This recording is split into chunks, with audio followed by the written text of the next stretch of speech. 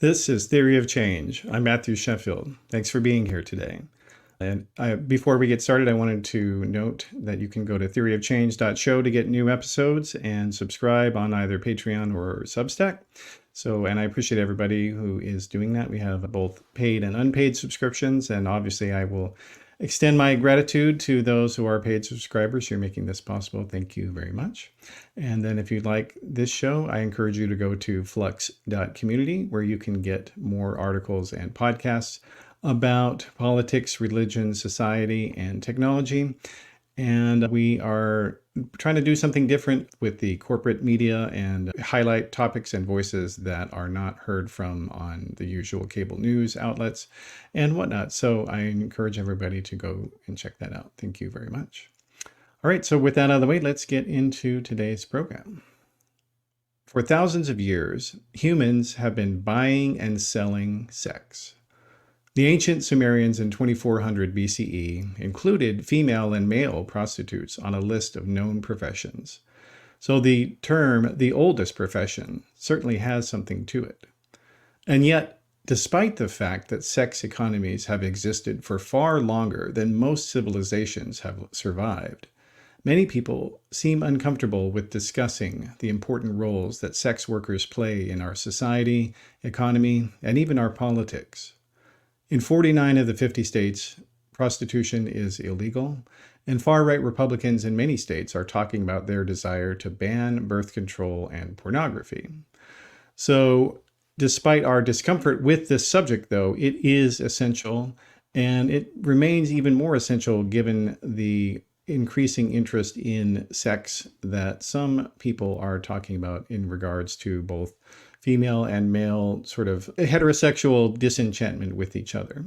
So there's a lot to discuss here. For that, and I'm happy to be joined by somebody who knows a lot about this subject.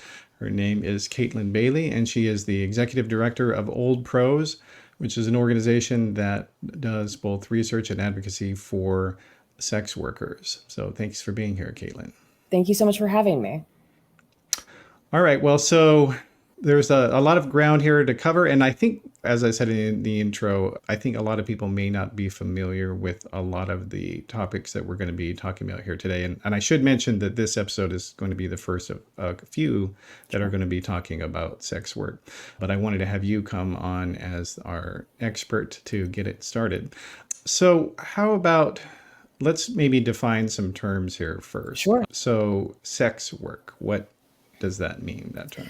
So sex work is a broad umbrella term that encompasses all erotic labor exchanges. So this is a phrase that was coined by Carol Lee in the 1970s to push back against prohibitionist feminists at the time who were using the phrase prostituted woman. But sex work refers to full service sex work or sort of classic prostitution. It also includes legal forms of sex work like stripping or pornography, domination, foot fetish work. And because we're trying to build a big tent, I would like to include Hooters waitresses and other people who use erotic labor as a part of their job.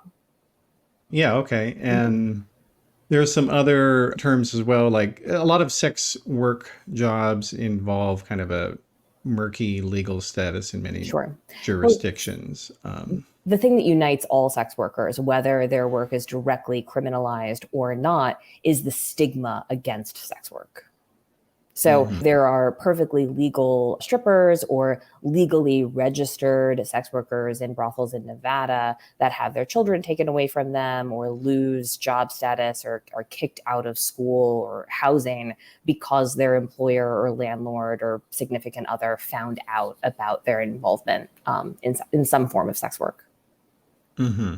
Yeah, and you use the word decriminalization there. Let's maybe define that, in especially in regards to some of the other terms. Sure. There are only 4 models for policing prostitution. So there's criminalization, right, which criminalizes both the buying and selling of sex work. The way that this plays out is that mostly providers are criminalized, but there's also legalization or regulation. So this is the model that you see in Nevada or Amsterdam, where some forms of prostitution are legal, but you have to work in a registered brothel. And this is sort of a model that tries to contain and control sex workers and really diminishes the negotiating power of sex workers and creates a two-tiered system where the overwhelming majority of people who are doing this work outside of the registered brothels have no legal protection at all.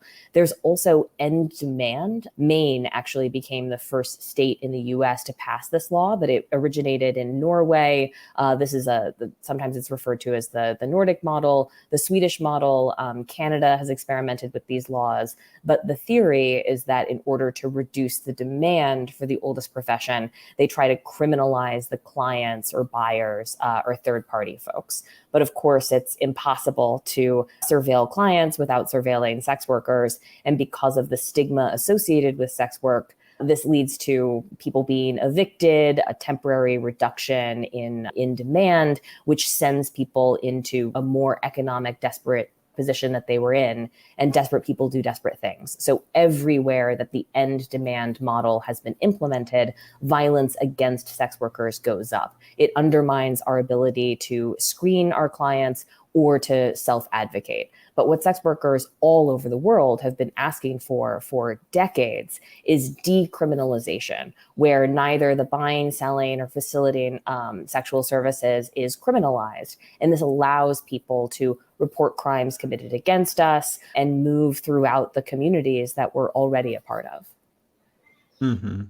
Well, and it's the idea that you can just be like a freelance worker and in charge of your own schedule. And like that's kind of the way basically a lot of people are doing it anyway. Mm-hmm. Of course. Because they don't like other arrangements to be working for somebody else.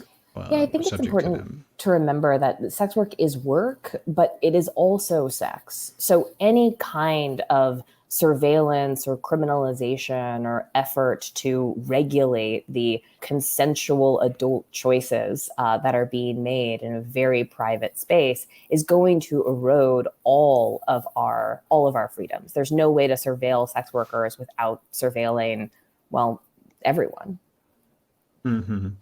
Yeah, and it's interesting because I mean these same types of models of regulation, they exist with regard to illicit drugs. Sure. And so hallucinogenic drugs, but it's interesting that people seem to be more open to the idea of decriminalizing crack, which can literally destroy your body and brain. And meanwhile, the idea of decriminalizing or legalizing sex work is just somehow offensive. And like what do you think is the dichotomy at work here? From a policy perspective, I think it's really important to remember that drugs are a substance that can be regulated, but sex workers are service providers. We are people, we are neighbors and mothers, and we have other jobs. So it's not actually possible to contain and control us in red light districts or exclusively in registered brothels. Sex workers are and have always been everywhere. So efforts to contain and control us end up creating a criminalized class, and that reduces our ability to self-advocate for safety and health. And this is the kind of thing that leads to rapes and also murders that we're not able to report or get a hold of. Mm-hmm.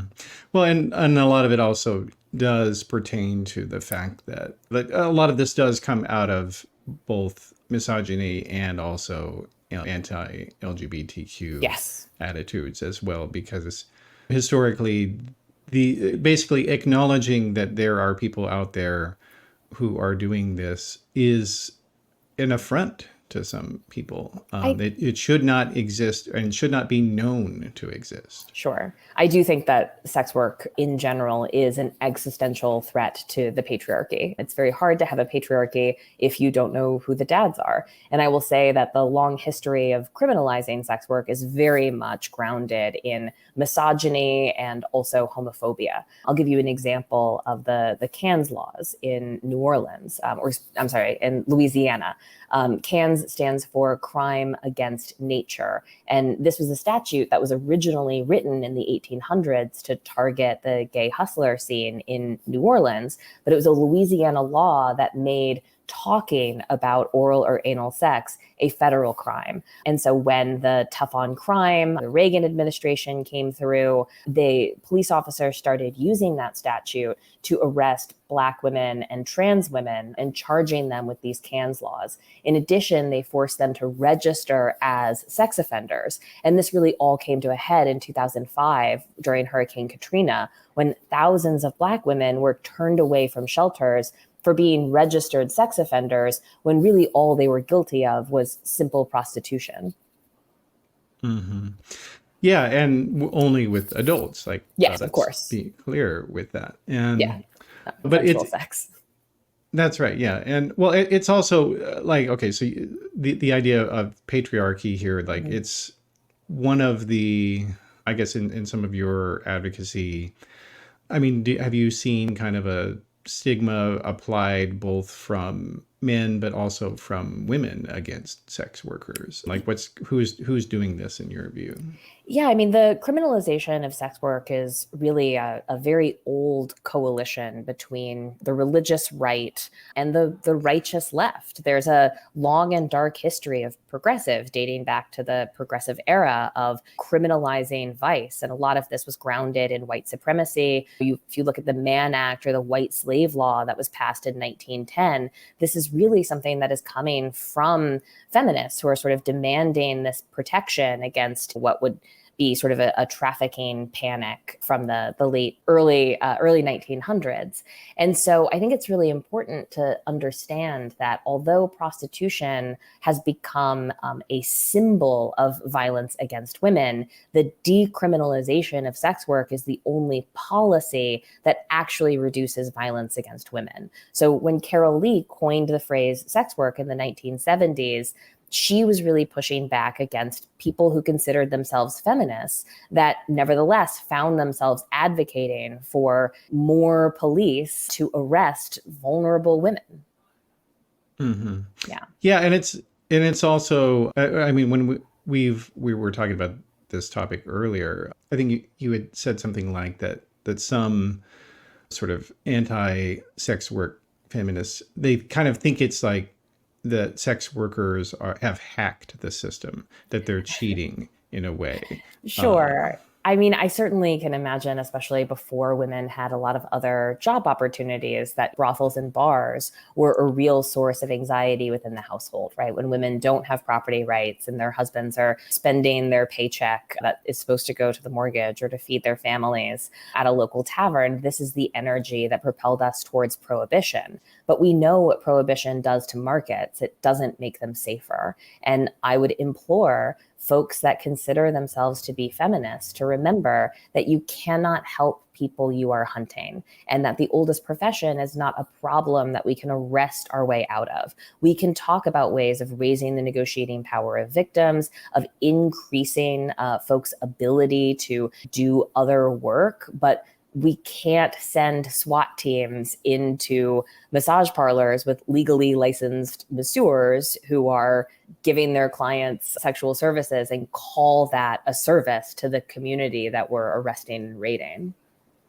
I do think it's important for listeners to understand, especially as we are absolutely on the ascent of another moral sex panic that is targeting the queer community, the trans community, and also sex work, pornography, and consensual sex work. And so when our government says that they're engaged in anti-trafficking work, we like to envision a good guy with a gun rescuing a victim from a violent situation. But what in fact is happening is that law enforcement officers are engaging in sexual services with folks and then arresting those people for engaging in those acts. This is not a situation where the good guys are going after the bad guys and people end up better off for it.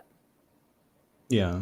Yeah. Well, and it's also that with a lot of these, as you were saying, that if you're trying to protect people who may be coerced into this, and there are some studies that have indicated that legalization or decriminalization can in some jurisdictions has increased trafficking to some degree, but there are conflicting studies with that. No, the studies have shown that there's an increase in sex worker advertising when legal penalties are removed, which makes all of the sense. So if you look at the case of Rhode Island, which decriminalized indoor sex work between 2003 and 2009, you absolutely saw an explosion of sex worker advertising and people traveling to Rhode Island in order to engage in decriminalized sex work. You also saw a reduction of gonorrhea rates by 40% and a reduction in reported rapes by 30% and an overall reduction in violence against women. So the results were actually very positive. You didn't see an increase in violence. You didn't see an increase in exploitation.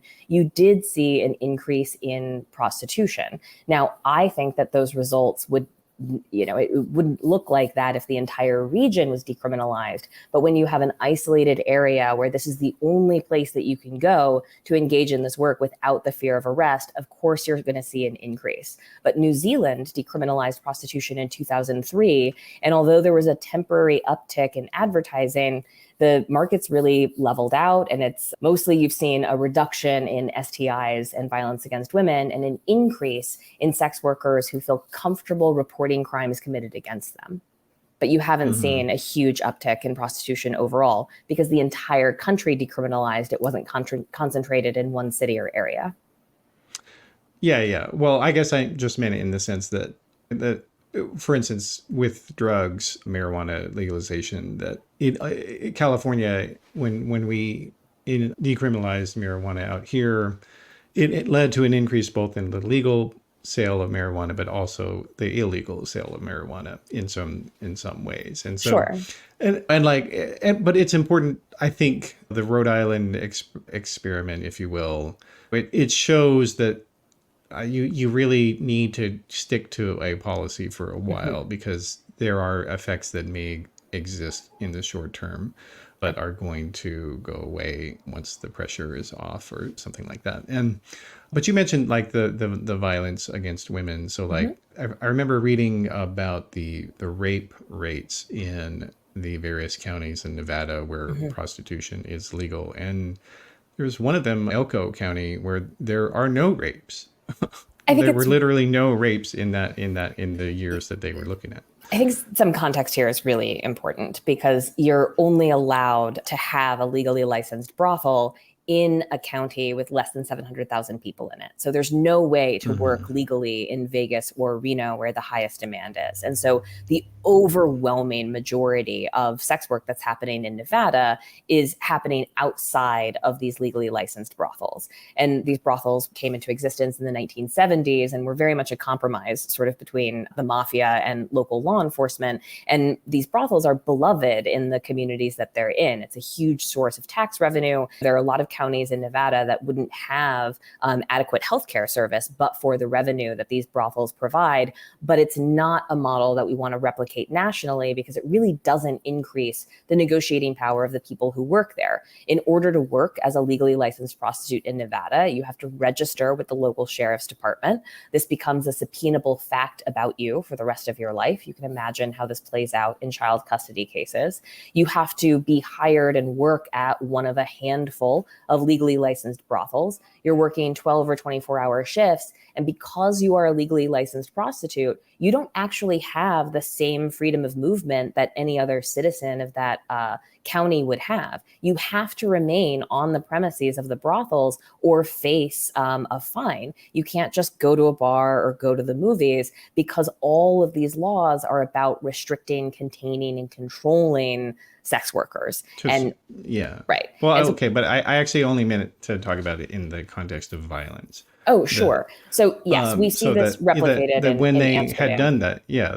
And I'm sorry. Let me. Yeah. So that basically there people talk, especially like people like Jordan Peterson talk about sexually frustrated men and how it's just plague on society, and only they are concerned about it, and no one wants to give an outlet to these men who can't get a date or whatever. And yet then they also go adamantly against sex work. Right. And the facts are pretty clear that when you have some form of legalized prostitution, that it does protect the rest of the women and also the sex workers themselves. There was But yeah, go let's talk about it, fascinating please. comparative study that was done. Scott Stern, I believe, was the lead researcher, comparing the impact that Craigslist erotic services had on the cities when it became available. So Craigslist erotic services, if you don't remember, was a place on Craigslist where people could advertise their interest in engaging in either casual or paid sexual encounters. And it became available in different cities at different times. And what they found is that everywhere that Craigslist erotic services became available, the female homicide rate dropped on average 17%. We already talked about what happened in Rhode Island when indoor sex work was decriminalized. You saw a reduction in rapes by 30%. These results have been replicated in places like Amsterdam, or as you mentioned, in Nevada. There's a clear correlation between access to professional sex workers and a reduction in gender-based violence. I think this has two causes. I think that the presence of sex work allows women to escape abusive relationships.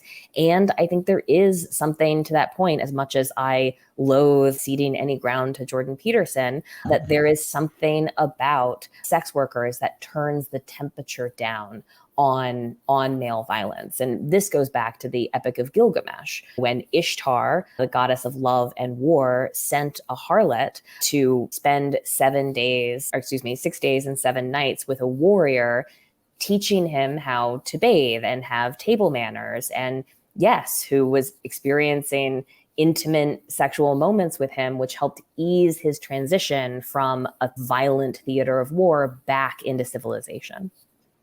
And this is something that like militaries have known about for thousands and thousands of years. The relationship between sex workers and soldiers is very long. But I also think that the military is responsible for some of the most egregious human rights violations when it comes to sex workers. There's the comfort women that we know about in Japan. We've had similar armies have done similar things. And the horror story that you think about of like a woman and a line of men, that it's only during times of war that you see that kind of thing play out. But also here in the United States in 1917, when the US got involved in World War I, we passed something called the American Plan. And our effort to reduce STIs, we shuttered all of the brothels that had been legally operating in cities across the country. And we also deputized local law enforcement to arrest women in the vicinity of military bases who were suspected of promiscuity, not just prostitution, but promiscuity. And this led to a very dark chapter in our history of arresting women for being in public and making the wrong kind of eye contact with a cop. So I think it's really important for folks to remember that the criminalization of sex work always undermines women's ability to move freely in public space, and that efforts to contain and control us rather than reduce the STI rates. For example, when they shuttered the brothels in Alaska, STIs went up 300%. Mm-hmm. Yeah, well, and so part of that is these efforts to kind of crack down on things are religious derived as well. And we've certainly seen a lot of that. And I guess right now, lately, the Christian right has been focused on trying to ban abortion, but they made very clear that they have an agenda of items. And banning birth control is on the list, and rolling back same-sex marriage is on the list. Some of them are openly talking about banning pornography They've entirely. succeeded in many states. Yeah. Well, and I did want to talk about that. So that one of the ways that they have attacked porn is to be putting in age verification laws. Can you talk about that a little bit? Sure. So Pornhub, for example, has stopped operating in, I believe, 3 states. I know it's Virginia. I believe it is Louisiana, and I'm not sure what the third state is. But age verification laws would force users, right, to upload identifying information, right, their ID, in order to watch pornography. Now, legal porn performers, of course, are already subjected to a ton of regulation. They have to sign all kinds of consent forms. They have to upload their own IDs. But the fear here is that users are effectively putting themselves on a stigmatized list. And so so the ramifications of that, it's too much. And so Pornhub, one of the largest sources of pornography, said that they can't comply with that law. And so they are not making their sites available in those states. There's one case, I believe, of a woman in Louisiana whose husband is in the army. And so pornography is a big part of their relationship, especially when he's overseas. And I believe that she's currently suing, and I wish her luck in her case to get access to pornography. There's one more point I want to make, which I think is really important for folks to understand the history between the criminalization or censorship of obscenity and the criminalization and censorship of information about birth control and abortion. This dates back to the Comstock laws of the 1870s, and he was on a crusade to remove pornography or smut from public space, but in doing so, criminalized information about birth control and sort of famously went on to arrest Margaret Sanger for obscenity when she was simply trying to share information about how to prevent unintended pregnancy. Mm-hmm. Well, and we're seeing that now repeat in the state of Florida, where now they have expanded their don't talk about gender identity or any sort of sexual education stuff all the way through high school. Right. And now people can be fired for having a picture of their spouse or trying to tell children about condoms or how to buy menstrual products. No, it should be alarming, I think, the long history and the tenacity of conflating the existence of queer people with obscenity. And so I know a lot of well-meaning liberal moms that have a discomfort with pornography and stand behind a lot of these laws that are already being used to persecute LGBTQ plus folks and make it harder for not just young people, but all people to access information about their own bodies. Yeah. Well, and I think it's a point worth exploring here, because the idea of publicly acknowledging that sex exists, Right. or even, but just like that's kind of the base level. But even further is that this idea that there are some people who do not agree with a conventional viewpoint about sex and sexual relationships. That really is kind of the root of the conflict here, I think, especially for a lot of these fundamentalist religious people, that the idea that there could be a woman who says, I don't care if I have sex with 10 people in a week.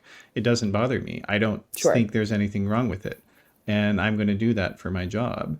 Or there's somebody who says, yeah, you know what, I'm going to go and find other men and try to help them fulfill needs that they can't get in their regular lives. That cannot exist. It's an affront. Right. And I think a big part of my job is reminding folks that we already live in a society where people are having all kinds of sex all around you. Whether you live in a suburban home or an apartment, people are engaging in sex that might make you uncomfortable already. And there's no amount of criminalization or censorship or prohibition that's going to change that. But similar to abortion, we cannot legislate this away, but we can make it less safe. And that's exactly what criminalization and censorship does. Mm-hmm.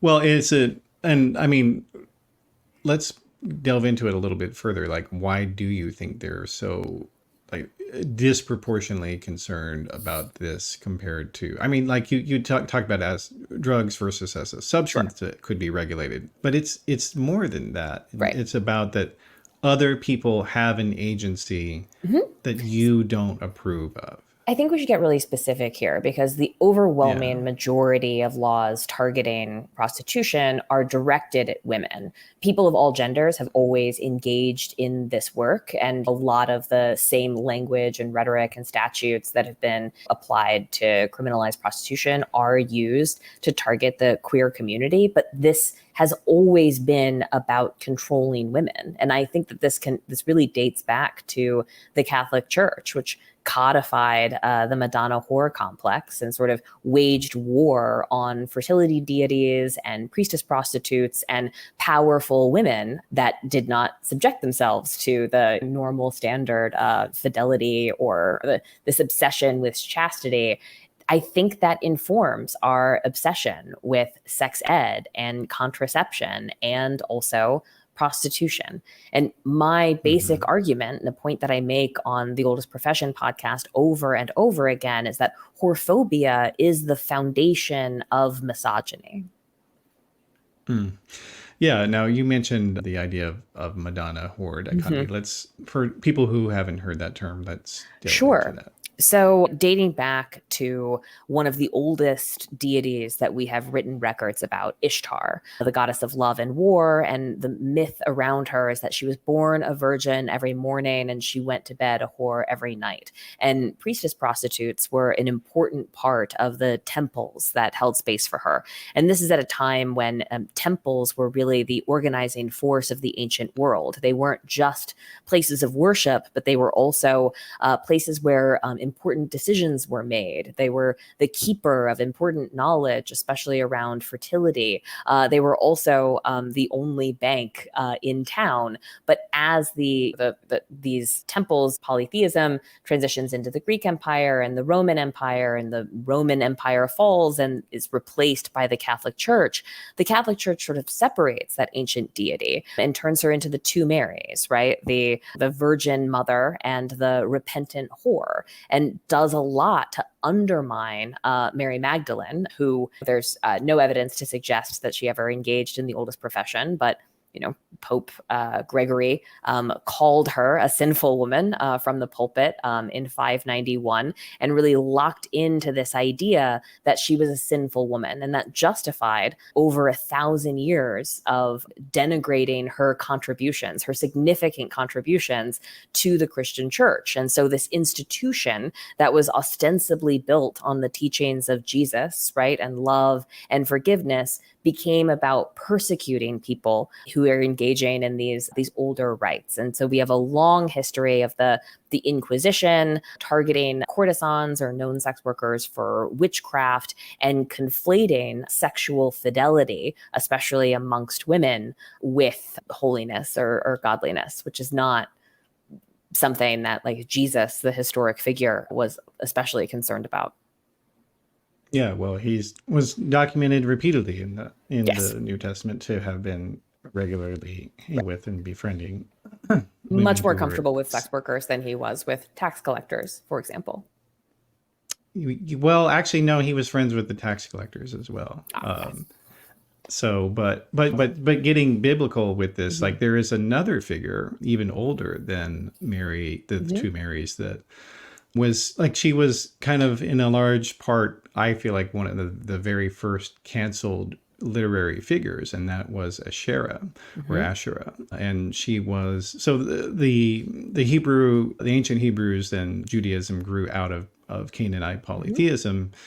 And Asherah was the wife of the chief deity, and she was the last remnant of that was, so over time the worshipers of Yahweh sort of censored and extirpated all the other deities, but Asherah was the last one that survived, and she was a fertility goddess, and people continue, and she's in the Bible, like that's what's interesting, is and it's really like, and you see people being killed for worshiping her and praying to her, and like, she was God's wife, so why wouldn't they pray to her?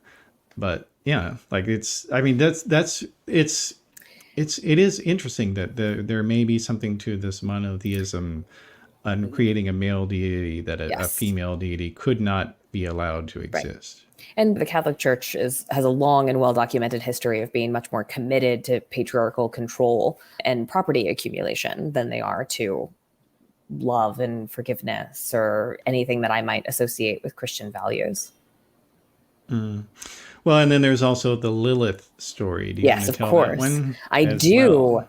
Yeah, so Lilith, the story of Lilith coming from the Old Testament was Adam's first wife. And so the myth, as I understand it, is that Lilith and Adam were created at the same time and from the same clay. But there was a problem in their relationship. Lilith really wanted to be on top during sex. Now, most marriage counselors, of course, would tell you that that wasn't the real problem, but it is what the scripture literally says. Both God and Adam agreed that Lilith wanting to enjoy sex with Adam was an existential threat. And so she left. She left the garden of her own volition, started a love affair with some other figures, and was living independently. And this all-knowing, all-powerful God could not get Lilith to come back to the garden. So we see sort of a very early complication to patriarchal control or this all-powerful God. And so God made Adam a consolation prize, Eve. So from Adam's body, his rib or some other part, depending on which translation you're looking at, who was supposedly smaller and more submissive than the original Lilith. And even she, right, even Eve is blamed for all human suffering from eating from the tree of knowledge.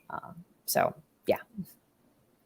Yeah. So, it's really important, I think, to know this history because, I think there are a lot of people who, there's kind of a paradox that I feel like that the more educated you are on the political right, the more likely you are to support sex workers. Yes. Whereas in a large measure, the more educated you are on the left, the less likely you are to support sex workers. I think that's really important because I know a lot of otherwise smart, well-meaning people that support laws that inevitably hurt the people that those legislators or advocates are claiming that they're trying to help, right? I think everybody is interested in increasing the negotiating power of victims. We all want to see fewer victims of rape, sexual assault, violence, but efforts to contain and control prostitution or efforts to eradicate the oldest profession inevitably hurt people who are engaging in that work,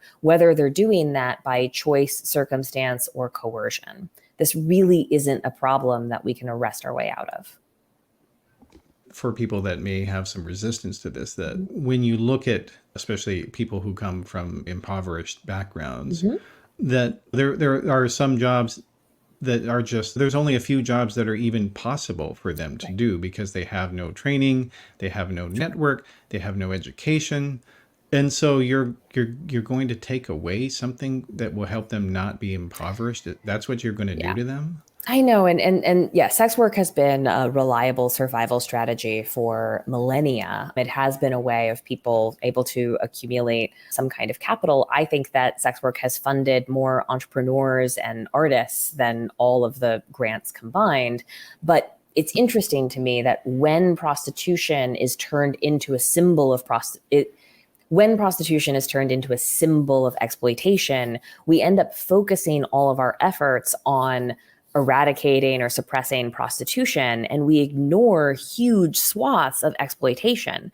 We do have real slavery and exploited laborers in this country, in our own prison system, in agriculture, in mines. And so there are all kinds of jobs out there where we could really be doing more to reduce violent exploitation, but instead all of those resources are being redirected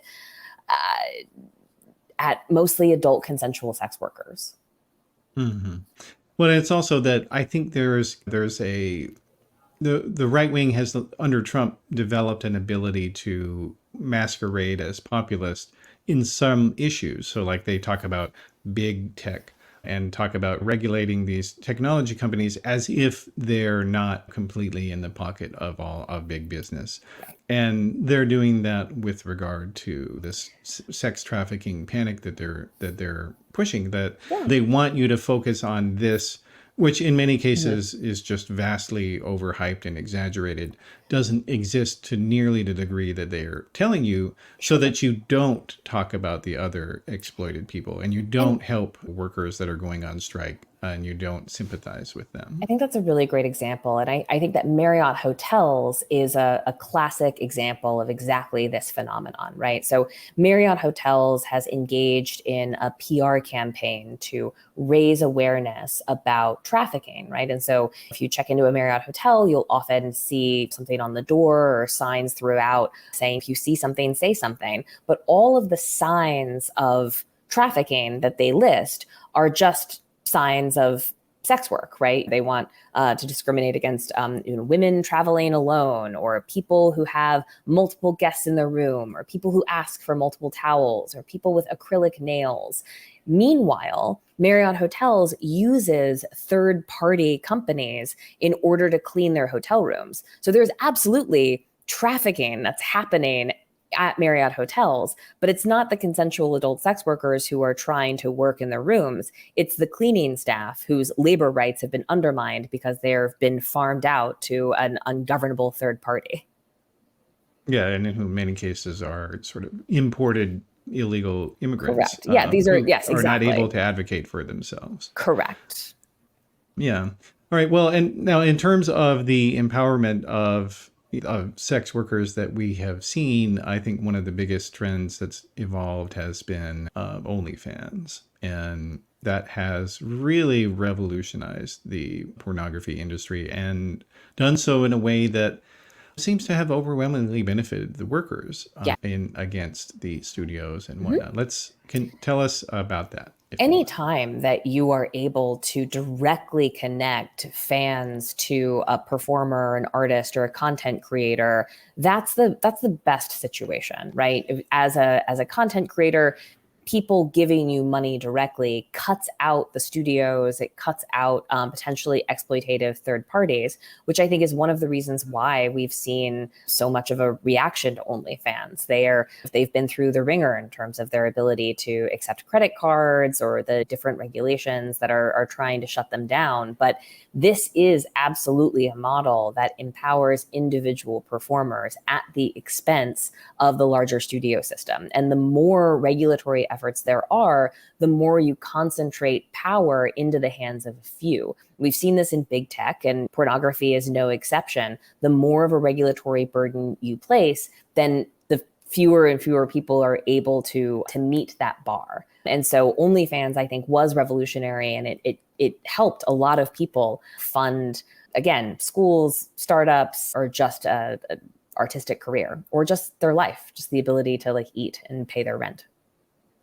Yeah. And we certainly saw that during the pandemic when a lot of performing venues were shut down entirely. Correct. And yeah, I knew a lot of folks during the pandemic that lost their day gig and their night gig at the same time. The theaters were closed, and also they weren't able to work at restaurants. And so it makes sense that we saw a huge influx in people engaging in this work. Unfortunately, because of the reaction, you're also seeing a lot of those same performers who are now being fired from jobs, being denied spots at universities or training for nurses. And with the surveillance technology that we have and facial recognition, we have folks that have OnlyFans accounts that are being denied access at the border because they're a known sex worker, even though the sex work that they're engaged in is perfectly legal. So there's a lot of ramifications, and this is very much still happening now.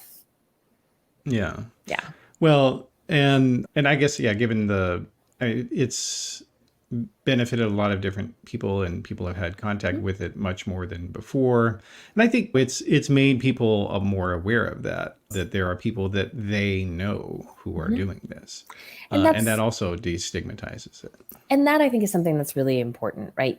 Your listeners probably already know and like a sex worker that lives amongst them. Just because they're not out about that. I think OnlyFans made that more visible, but sex workers have always been part of every community. Yeah. Yeah. Well, and I guess speaking of that, though, like you have referred to sex workers as we a few times here. Yes. You want to talk about that a little bit? Like, what's your background with and contact Sure. with all this? I mean, I think it's important to say that there really is no typical story. People have engaged in this work for all kinds of reasons throughout human history, and this work looks different to everyone. I started doing full service hourly sex work in 2004, 2005. I used a message board to schedule and screen my clients, and we met at hotels, sort of in the golden age where we had cell phones, but not smartphones, no facial recognition technology yet. And then when I moved to New York to pursue stand-up comedy, I started doing sugaring, which is a new word for a very old thing, sort of courting individual patrons to support my work. So it was not an hourly gig, but more of a long-term commitment. But there are as many forms of sex work and as many nuances and shades of gray of this as there are people. What it means to be a sex worker, it's like, what does it mean to be an actress? Like every career is different. Well, and now what about, there is some tension, I feel like also maybe perhaps that for women who might have married upward, as they say. Sure. They don't want to be thought of as a client and service provider relationship with their marriage, and that makes them uncomfortable with that idea. Sure. I would say that one of the benefits of being a sex worker as opposed to a wife is the getting paid up front and having the purchasing power of being paid a wage or being paid for your services. Every marriage is different. I am married to a relatively high earner, but it's a fundamentally different partnership is fundamentally different, I think, than paid companionship. I also want to push back a little bit that, yes, there are many wives out there that consider their partner or their husband seeing a sex worker as cheating, but there are also wives out there that, think about sex workers as a paid service that their husband sometimes engages in, right? Whether their wife is suffering from a chronic illness or the spark has left the marriage. I personally don't believe that one person has the right to sort of take sex away from another person. And I think that marriage can be complicated. It can be a relationship. It's an economic relationship. It's a community or companionship, raising children. So I don't know if this like sex workers versus wives is as clear cut as you would like to suggest. There are a lot of married sex workers, and there are a lot of wives who support that see sex workers or also support their partner seeking sexual services elsewhere, because paid companionship is not a threat to the marriage or union or partnership in the same way that having an emotionally messy extramarital affair might be. I did want to get into the prostitute with a heart of gold. Sure. Yeah. Because I really hate that people in Hollywood discount that. Yeah. I mean, sex workers have been like, sorry. Yeah. Like there's a reason that exists. Yeah. Because we're it's often the last line real. of defense. Yeah. For vulnerable people, right? Brothels were also places where nursing happened, right? It's where people fleeing domestic violence situations went, this women helping other women and sex workers helping folks that are in trouble. It's a story you hear over and over again. This is why madams settled the West. Yeah. It was also the only way for a lot of men to even have any sort of conversation about feelings or psychology. And even like they may not have even known about those terms. And even now don't know you could go to a therapist. Yeah. Well, okay. Now, what about people who might say that, and there have been some studies that indicate that excessive use of porn can be damaging for individuals. There were studies in the Victorian era that said that it led to blindness and cancer, but that was a different moral panic. Well, that's what, I want you to talk about that though. Sure. That, people who do you think that people should realize there's a healthy amount of using anything? Absolutely. I think that if we're going to crack down on anything, sorry. No, I'll go ahead. No, I'm continuously frustrated by this impulse that we have as a society to look around at like the very real labor exploitation, right? The very real economic disparity, the very real suffering that so many people are surviving, or many are not, and decide to focus our attention on people enjoying themselves by themselves. People have been engaging in solo sex for as long as, this predates us as a species. Anyone who's visited a zoo can tell you that this is a thing that creatures engage in. And so this impulse to pathologize something that is so natural and so ubiquitous feels like it's a projection and reflects our inability or unwillingness to address very real problems. Mm-hmm. So you'd say that it's people who may have issues with excessive porn use probably also have issues in other ways. Sure. And you shouldn't focus just on that.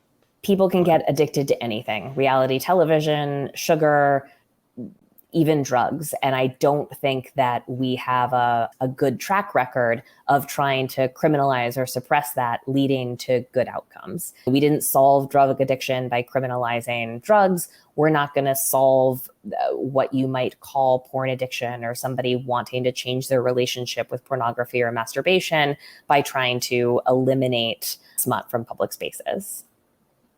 Yeah, and especially because plenty of people have no problem with how they use it in their own lives. Yes. And so people can go on their own journey and decide, everyone gets to decide what their boundaries are around erotic content or participating in masturbation or sex. But these are very personal choices. And so I think that it's important for us to recognize this pattern, again, of like moral panic or pathologizing something that can be innocuous and natural and, dare I suggest, helpful, actually.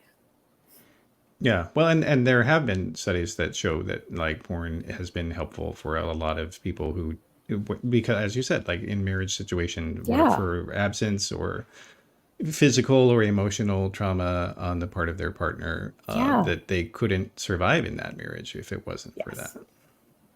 So, all right. Well, so what's kind of the final takeaway you would have people that we haven't maybe talked about?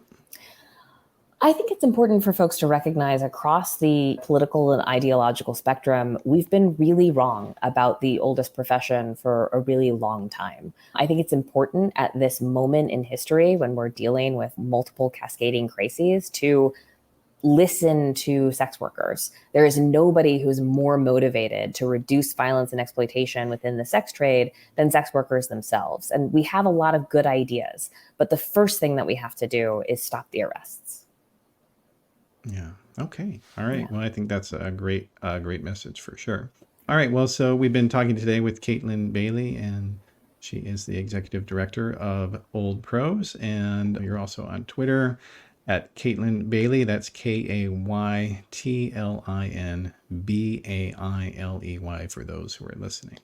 Yeah, I'd also encourage, if you're interested in this topic, we send out a newsletter of sex worker rights related news every Friday, and you can sign up for that at oldprosonline.org. And you can also follow us across social media platforms at Old Pros Online. Okay. All right. Well, I encourage everybody to do that. Great. Thanks for being here. Thank you again so much for having me, Matthew. I really appreciate it. Yeah, I hope that this is a conversation that your listeners enjoy, and I hope they learn a lot. Yeah, me too. All right, cool. All right, well, we'll be in touch, and Thanks. I'll let you know when it comes out. Okay, great. See ya. See you later. Bye. All right, so that is the show for today. I appreciate everybody for joining us, and you can get more episodes.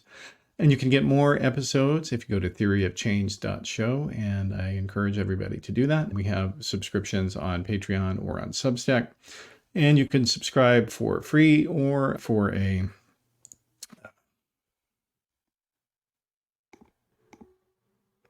And I encourage everybody to go to theoryofchange.show, where you can get full access to all of the previous episodes and future ones. And you can subscribe on Substack or Patreon. We have free and paid subscriptions available. And I thank everybody who is a paid subscriber very much. You have the complete access to all the transcripts and audio and video Some of those things are not available to the unpaid members. So I do appreciate everybody who supports us that way. And then also I would encourage everybody to go to flux.community. This show is part of the Flux network. So please do check that out. We've got lots more podcasts and articles about politics, religion, media, and society. And if you've got a podcast or other show like that, or you're interested in doing writing, please do reach out to us. We are interested in expanding our network and the number of people that we work with as well. So I encourage everybody to reach out if you are so inclined. But all right, that's it for today. I appreciate everybody for being here. I'll see you next time.